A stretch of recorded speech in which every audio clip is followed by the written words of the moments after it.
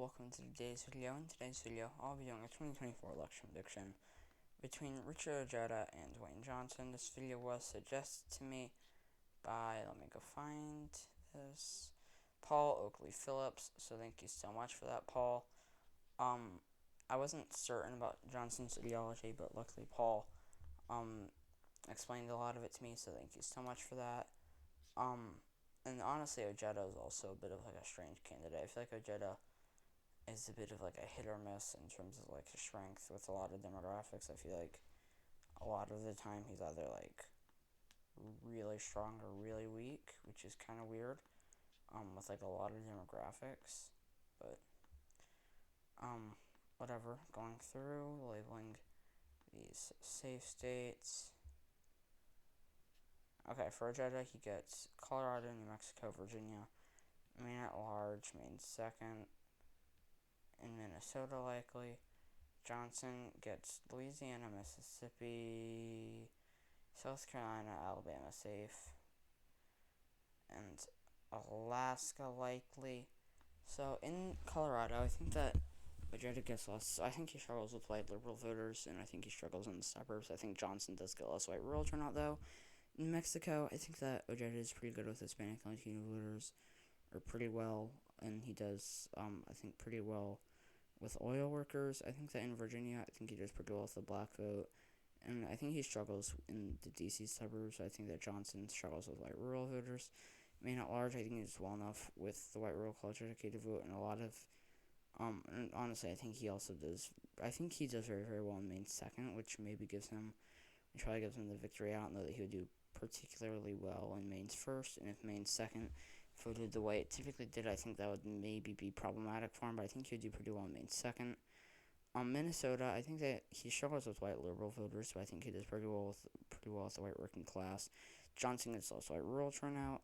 Alaska, I think we're probably going to see more and more Native American voters turning out and shifting the state to the left. I think Ojeda is a pretty weak candidate for Native American voters. However, I think he does pretty well with oil workers. Louisiana and Mississippi, I think that Johnson struggles with white rural voters. I think Ojeda is pretty well with ancestral Democrats, and I also think he does pretty well with the black vote. South Carolina, Johnson probably struggles with white rural voters. Ojeda probably does pretty well with the black vote. Honestly, I'm probably ancestral Democrats. For Ojeda's lean states, he gets Nevada, Nebraska second, Wisconsin, Michigan, Pennsylvania. Johnson gets Texas, Florida, and Arizona. Nevada, I think that Ojeda is pretty well with the Hispanic and Latino vote, and I think that Johnson probably struggles with white rural voters. I think in Nebraska second, Ojeda struggles in the suburbs. I think that Johnson actually does pretty well in the suburbs.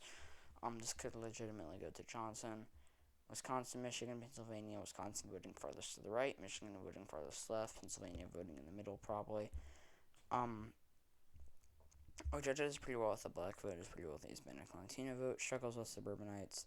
Johnson struggles with white rural voters. In Arizona, I think that Ojeda, yes, he's more moderate. He's more populist, though. I think that I think that in terms of candidates that are farther to their side of the aisle, and being populist would, yes, do pretty well with the white working class, and more moderate candidates who are establishmentarian would, yes, do better in the suburbs. I think that the moderate and establishmentarian, or the establishmentarian and populist, play a bigger role in that. Like, with the GOP is a bit more set in that Trumpists tend to be more populist, and moderates tend to be, like, moderate and traditionalists tend to be more establishmentarian. The Democratic Party is more, like, not set. We see a lot of, like, populist moderate Democrats. We see establishmentarian moderate Democrats. We see establishmentarian progressives. We see populist progressives. But I think that within the Democratic Party, like someone like Ojeda would probably do better with the white working class than somebody like Elizabeth Warren, but Warren would probably do better in the suburbs, even though Warren is a progressive and Ojeda is a more moderate candidate. I think a lot of it is the moderate versus establishmentarian bit.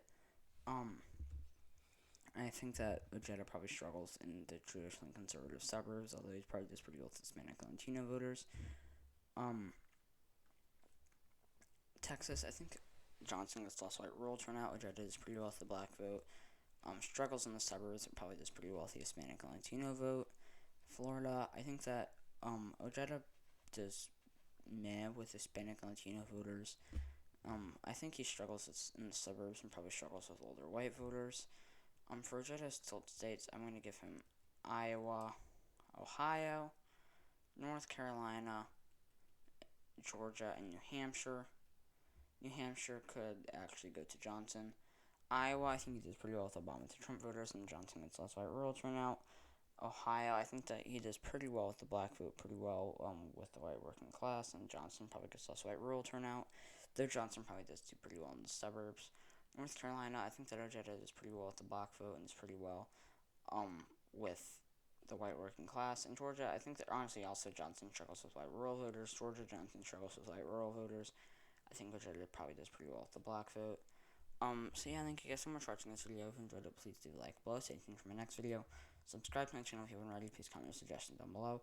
I know that Langston Terry commented a suggestion on one of my more recent videos. I believe it had to do with Hillary Clinton. I found it and I was like, yeah, okay. I don't know if I replied to the comment last night, but I was gonna do it for tonight's video. And then I appear to have lost it, so I don't know where it went. But Langston, I know you comment on actually a lot of my videos. I've gotten a lot of suggestions from you, so first off, thank you for that. But second, please just comment that down below in this video. Apologies there. That's my bad. I probably should have found it at some point. I think it had something to do with Hillary Clinton. That's what I remember from it. I think it was from a video 3 or 4 days ago. I've been getting a lot of comments, so I might have just gotten lost. So please comment your suggestion for that video down below. And if any of you have any suggestions, please comment those down below. I've been getting loads of suggestions. It's been a lot, and it's been great, honestly, because I struggled with coming up with ideas. So the more it's not normally the more the merrier, but I mean I don't know if that really works with video suggestions, but the more the merrier, the more the better. So yeah, please keep on commenting these suggestions. It's been great how many suggestions I've been getting recently. I don't know why, but all of a sudden got loads of suggestions. So whatever it is, thank you so much for that. It's been great. Stay tuned for my next video. Probably will be a suggested video, whether it be the video that I just lost from Langston or something else that someone else suggests. So please comment your suggestions down below. I think in a week or so I'll be having my next Senate prediction out. So definitely stay tuned for that. I think it'll probably be pretty similar to the last one though.